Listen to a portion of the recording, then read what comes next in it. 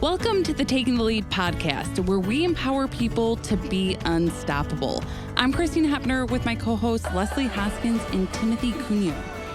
Timothy, do you have an update for us on how Glacier has been doing? Well, we saw the vet about 3 weeks ago, and so she's out of immediate danger. That's the good, important thing. That's fantastic. So what we're doing is we're going to do another test this coming Wednesday, and I'll take 24 to 48 hours to get the results. And we're hoping and praying that crossing our fingers, that the blood work looks okay. But the problem is, issues they're having is the blood is clumping before they can get it to the test. And so they can't give it a really good read on it. So they're going to put it on the slide, and then they're going to read her blood. So I think she's going to be in the clear, and she's been acting normal. We just got back from a trip, and she's just fabulous, like usual. Clay, She has never shown any signs of anything. So we'll find out. Yeah. Fingers crossed. We're thinking about you and her, because I know it's been ongoing for a while, the back and forth.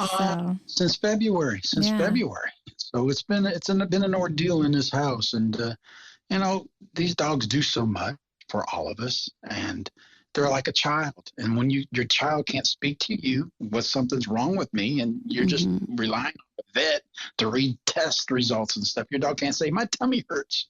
Yeah. So it's and you feel a little bit out of control. Something else is going on, and you have no control over it. Yeah, you feel you want to take that away, and put it in me. Let me deal with it. And do you mind, Timothy, just giving us a quick recap exactly what happened for anybody who missed that episode when you shared about Glacier? Yeah, Glacier somehow got bit by a tick last year, and it had dropped her blood platelet count down to a kind of a dangerous level, down to 82,000. You're supposed to have at least 200,000. And so if she got cut, she would not clot. And so it was a dangerous situation with her being a traveling dog as much as she does. And just a little cut could be dangerous. So we're trying to raise those points back up. So that's what we've been doing. Well, good. Well, thank you for the update. And we're so happy to hear that she is doing better and on the mend. Keep us posted. And just another reminder why those vet visits are so important to keep up with, to take care of your animals. So thank you, Timothy. Please give Glacier a big snuggle from us. We miss her. She just walked up to me, Leslie. She can hear our voices. She knew. Well, thank you. All right, to get us started today, our guest has been instrumental in helping making Leader Dog a more accessible place. Yes, Chelsea Nohan started their journey in the low vision field after being inspired by a book they received in 5th grade. Since then, they've raised 8 puppies for Guiding Eyes for the Blind, worked as a teacher of students with visual impairments, and are currently working as an apprentice guide dog mobility instructor. Chelsea now serves on the Deaf, Blind, and Adaptive Services team, using their American Sign Language skills and combining their passions for teaching, working with dogs, and providing equal access. Chelsea, welcome to the podcast. We're glad you were here this morning. Do you mind telling us a little about yourself and how a book at age 5 called Follow My Leader inspired you to be in this field? Yes. Well, thank you so much for having me here today. This is a very surreal experience. In 5th grade, I was leaving for the school year, and my teacher had a book on the bookshelf, and the bell had just rang, and so I had to hurry up and pick a book. And there was this book that looked old, and old things are cool, right? And so I pulled it off, and there was a picture of a German Shepherd on it. And I was like, all right, cool. So I took it and I read it home, and I read it so quickly, and it was about this young boy who lost his sight with a firecracker accident, and it was about his journey to kind of regain his independence, and he learned Braille, and ends up with a guide dog and all that good stuff. And then in high school, I was walking to lunch, and there was a poster on the bulletin board that said, "Do you want to raise a puppy?" And I was like, "Oh my gosh, I love puppies, absolutely!" And I'm gonna out myself a little bit here for being a really big nerd, but I took the little pull tab that had the website on it, and I ate my lunch very quickly, and I sprinted to study hall, right, to make a PowerPoint for my parents as to why I should get to raise a puppy, right? And so I went home and I presented this to my parents, and I said, I'd like to do this, and they were like, "Are you sure? You have to give it back." And I was like, yeah, that'll be fine. I'll give it back, no worries. And so we went to a puppy class, and that was in November of 2007. Oh my gosh. And then, here I am 8 dogs later. So Oh Wow. my gosh. yeah. You're like the target marketing audience. Yeah. You see a puppy and you're like, pull that tab. I I'm need more literally like- information. Yes. Sign me up. Yeah. No, I mean, that Pull was tabs. it. Pull tabs. I mean, it was old school. No I can QR still, codes. no, I can still like picture the logo. It was like so old school. It was like the web address probably doesn't even work anymore. Right. Like it was, whatever. But yeah, that was that. Okay, so you started with raising puppies. And then, so reading the book, did you know you just wanted to get involved, right? Not necessarily how, because then your whole professional world Yeah. to Yeah. the, oh my gosh, I want to do everything turn. Yeah, I think I just read the book and I was like, wow, that's super cool. I tell this story a lot and I still don't have like a great like moment of like enlightenment or Yeah. Sure. whatever, but I was just like, I don't know, that's pretty cool. And then I saw the puppy and I was like, I love puppies. And remember when I read that book? That was kind of cool. Yeah. It just stuck with you. Yeah. I don't know. Listen, I also think the world works in crazy ways sometimes, and it was meant to be, and that it was kind of like your destiny, Yeah. right? It was giving it to you in little pieces, and then finally, Yeah. like, Yes. we need you. Yes. I think that's exactly what happened because when I went, so then the college that I ended up going to, right? Tell I us was everything. time to pick colleges and I was like, man, I'm so stressed about this. And so my friend handed me this brochure for the University of Toledo and there was a dog on the back of it. And I was like, done. That's the only college I applied for. That's it. I was like, there's a dog in the brochure, I'm going. That's Yeah. so funny. Right. So I went and then they had the Teacher for Students with Visual Impairments program, Yeah. but I started pre-vet because I was like, dogs. Yeah, that I makes love, sense. yeah, right. That makes sense. So then I started taking tracks. science classes and I was like, oh, this is actually really hard and I don't think I want to do this. So I'm going to switch to this teaching thing, right? And then I switched after spring semester. I switched spring semester and over the winter break, I got this email saying that those courses were only going to be offered one more time. So there were 6 courses you had to take to graduate with, Oh, wow. Jeez. with that licensure. And so no pressure, but if you don't pass them, you can't graduate with that. Yeah. So I was like, Right. very cool. And they were the 6 courses, Braille, assistive tech, all O&M, Yeah. all that stuff. And so then I graduated and it was like it was the best. But so like that's kind of been my life, right? I'm like, oh, I'll try this thing, and then something else falls into You place. get I inspired feel elsewhere. like dogs have been a theme. So if you want Chelsea to go down a certain path, you need a dog. Yeah, But yeah, no, this is good to know. Anytime we need Chelsea somewhere, we're just gonna be like, there's a dog. there's a Yeah. dog. It'll be I'm there. Bet there's a dog. I'm there. Yes. Okay, so first of all, I have to ask, what did you name your first puppy that you raised? Or did you name? I didn't name them. didn't get to name No, them. at Guiding Eyes they come named. Okay. So his name was Ralston. Ralston, Ralston. And then I had McTavish, McTavish, who was the absolute light of my life. He was the first puppy that I ever had. And he was a medical release. So Ralston was medical release for hip dysplasia. Okay. McTavish was medical release for allergies.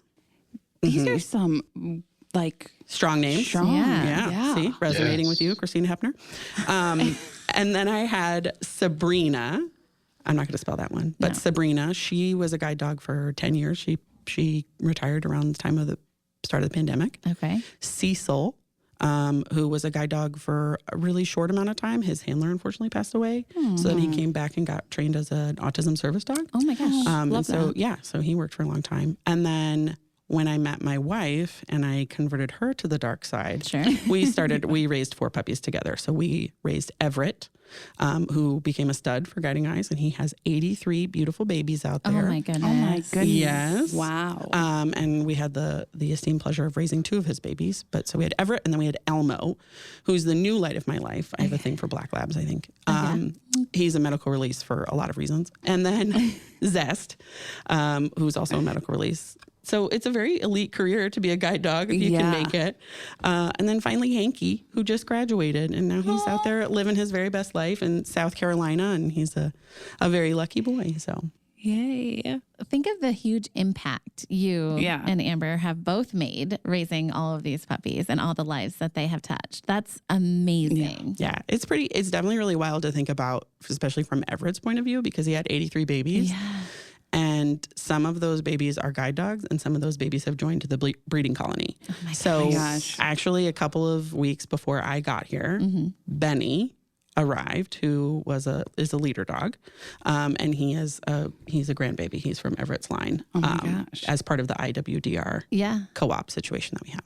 So Yeah. That gives you a feeling of connection with all those dogs, doesn't yes, it? very, very much so. I am definitely a little bit crazy of a Grammy and know everybody's lines and who are you Grammy. related to and where Yeah. did you come from, and yeah. Which is very cool and happens here also, as it does in every other guide dog organization. You know, people who are puppy raisers are into the breeding. Everybody's following and knows Yeah. who's Yes. who. And it is very, very cool Yeah. to be a part of. And even just listen, you know, who's connected to Right. who. It is a small world, yet huge. Yeah. When I first got here and people would say, oh, like I have this dog, and they would say 2 other dogs' names after, I'd be like, why are they saying People 2 assume other- we know them all. Yeah. And I was like, and they're like, no, that's the mom and the dad. And I'm like, oh, so it's a thing. You say like, Yes. this is my dog. And then Yeah. from this litter. And Yes. I'm like, oh my gosh. So it is. And people get so attached. They're like, ooh, I want one of that dog's Yeah. puppies to raise or Yeah. whatever it is. Oh yeah. Which is crazy. Okay, so Yeah. we have to go Sorry. back because we could really go on all of this for so long. Okay, but you went to college. You then decided that you wanted to be a teacher for students who are blind or low vision. Sure did. Okay, then what happened? How did we get here? How did we get Because you here? also Yeah. added a whole bunch of other credentials. I did. I just really love letters. So after I did my student teaching, I got my orientation mobility specialist certification from the Ohio State University. Go Bucks! Wow. And so I did that, and then I worked in Central Ohio for like 5-ish years, and then the pandemic happened, and it was really hard to teach Braille over Zoom. Yeah. And wow, and I yeah. said I would like to pivot, and so I had always, this was like guide dog mobility instructor was the job of like when you're younger and they're like, what do you want to be when you grow up? And like kids say an astronaut. Yeah. Like it's a job like you think you're never going to get to do. Sure. This was my astronaut. Right. And so I was like, I'm just going to take a chance. And so Guiding Eyes, which is where I had done all my puppy raising, they had a posting and I said, you should let me come do this. And they said, okay. And so we moved, my wife and I, we moved to Connecticut and I worked there for like 2.5-ish years. And then the thing about me, which I didn't realize until I left, was that I really love the Midwest. And it was far. It was so far. So I had met one of my now colleagues at a conference in Houston. And he was like, you should come visit. And so Amber had a work trip. So we did. And then that's when I met the Deafblind Adaptive Services team. And it was funny because they were actually hoping to hire my wife, Amber, who's an American Sign Language interpreter. Yeah. But this really cool thing that she's my biggest hype man. So she started reading off my resume and we very quickly turned to looking at me as a potential hire. So she's the reason I have the job, really, because I wasn't going to talk about that stuff. And then I was like, there's nowhere else that I want to be. So, this is it. And This we is how I got gained a here. huge asset by you joining the team. Yeah. So when did you do the ASL? Like, had you always been studying ASL, American Sign Language? I took ASL as my foreign language in college. Okay. And I just thought it was, I don't know. I was like, this is cool. Let That me is just so do cool. this, right? Yeah. And then I got involved with the deaf community up there in Toledo. And then when I moved here and met Amber, she's an interpreter. So then I stayed in the community, and a lot of my friends are interpreters and stuff. And so I just kept signing. I never stopped signing. And then they were like, you want to do this? And I was like, yeah, sure. That's awesome. Your life path has truly just been one path. Yeah. You know, like it's amazing how all these different things, like even your wife being an interpreter, all these things are like, this is where you're meant to be in life. And we are so grateful you came. I remember when you were hired, everyone was talking about you. Oh, yeah. It was like big hype. Yeah. What? I know. Why? Again, the alphabet soup after your Yeah. name of all of your credentials. Goodness. Everyone was like, the things that are coming. Oh my gosh. You Yeah. guys are way The too nice. expertise. I think that's the thing though, is like, this is just my life, right? Like, this is just fun. This is fun for me. This is, But you also have a desire, right, in the end to help people. And you Yes. keep wanting to further educate yourself so that you can help others more and be a better resource for them. yes. So Whenever I would apply for teaching jobs, we always would have to say, what's your philosophy of education, or whatever your mantra sort of thing. And mine was always about leveling the playing field. That was always And I don't know why, right? I don't have like I don't have a vision loss myself. I don't have like a family member, any of that stuff. It's just like, that's just what you do. You just try and make it equal for everybody. And when I was teaching kids, whenever they'd be like, oh, I can't do that. And but you can, right? It's just going to look differently. Yeah. And what's something you think you can't do? Well, I can't drive. And I was like, well, legally, no. So please, everybody hear me say legally. Yeah. Legally, no. You can. I'm not condoning this. Right. However, maybe I was in a large field one time and I let somebody who had no vision drive my truck around the field. Maybe that happened. I don't know. But the thing is like, he did it himself, hypothetically. Yeah. All I did was just tell him which way to go. Sure. Right. So it's, you can do everything. It just might look a little different. And I think getting people to get to that point where we're okay with it looking different, that's equal access. I love that. That makes me so emotional. I mean, we all look different when we got a cane or if we got a guide dog. We don't look, we do look different. So it's nice that you've done this all because of a book back in your 5th grade. All because of a book, Follow My Leader by James B. Garfield. I still have my original copy. It's on my bookshelf. Also, fun fact about that book, because it had done so much for me, that when I was raising Elmo and Everett, I was still teaching. And so they would come in to school with me every day.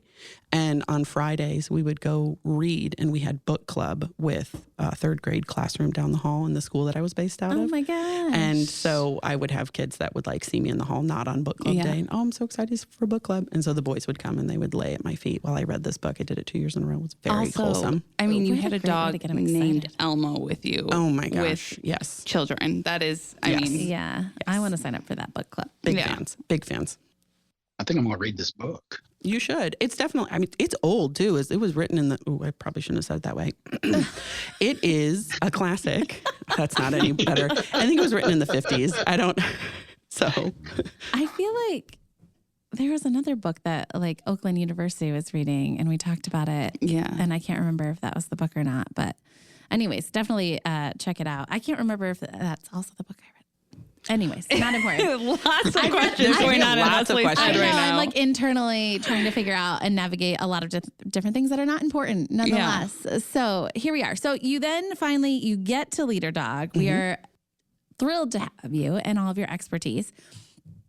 You also joined the accessibility committee. So we have an internal accessibility committee, which we frantically were like, please come help us, right? Because while we are super excited about accessibility on our internal accessibility committee, how many times can you say accessibility in one podcast? Anyways, we don't know anything. I shouldn't say we don't know anything, but we're not the experts in that category, right? So like we're talking about how can we make our facility, our organization more accessible to not only our clients, but our team members, to volunteers, to anybody in the public. What can we do? And so we've been having meetings and brainstorming, but you really brought that level of expertise to the committee to actually be able to say, hey, this is how we could execute it. Oh, and reminder, let's do this, this, and this, and we can make things, accessible for everybody. Right. So thank you for thinking that highly of me. I do. Thank you. And I am going to challenge your statement a little bit. You called me an expert. And not my favorite thing to say, but one of my favorite things to say is that I am not an expert. You're right. The people who are experts in accessibility are the folks who are using it every single day.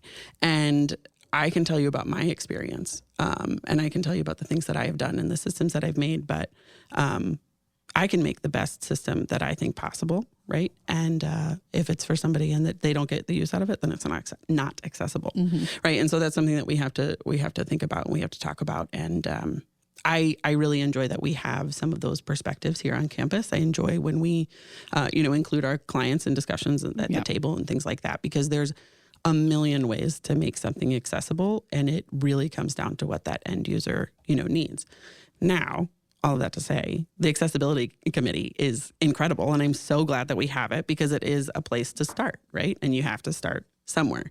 And I think that our commitment to making things more accessible, to making everything more accessible, says a lot about the organization that we are. And so it is okay if we don't get it right the first time, but it is not okay not to try. Yeah, absolutely. And you have brought so much experience in that perspective, which has been incredibly helpful. But for example, we have these all team meetings where we bring all of our team members together, I think quarterly, and just get an update overall of what the organization is doing. And, we had made some moves forward of making sure when anybody's presenting that they're describing any pictures on the screen or anything that's happening. And so we had done those types of things, but then we hadn't necessarily been brailing documents or making them available in large print, or even just sending them ahead of time electronically so that people can preview it ahead of time.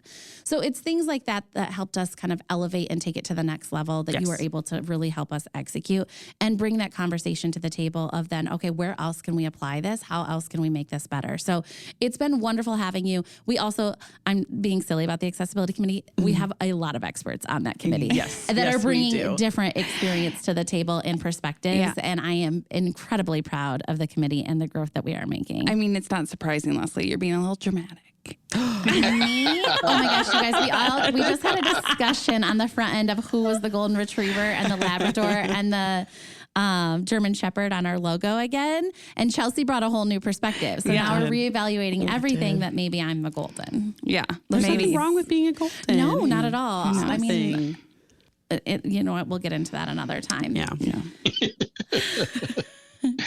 Anyway, so what is next for you, Chelsea? Because I feel like what could you possibly add on as far as, experience or increased knowledge? I mean, you're wrapping up as an apprentice guide dog mobility instructor. Yep.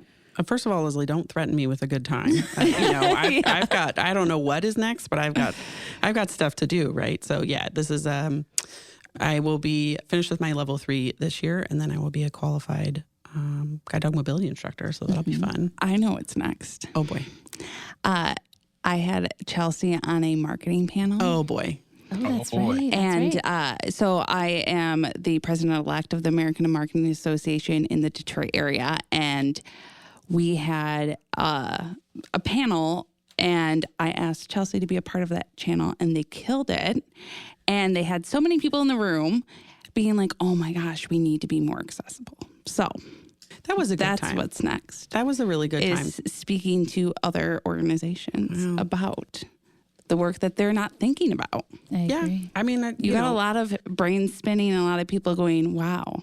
Yeah, I don't know too. Like a lot of people are like, where did you learn that? I'm like, I don't know. I just did, and it was like, Leslie, you were talking about the having materials at the same time or ahead of time or what have you. And that piece came from, my work, particularly at the University of Toledo. I worked in their student disability services as what was the title?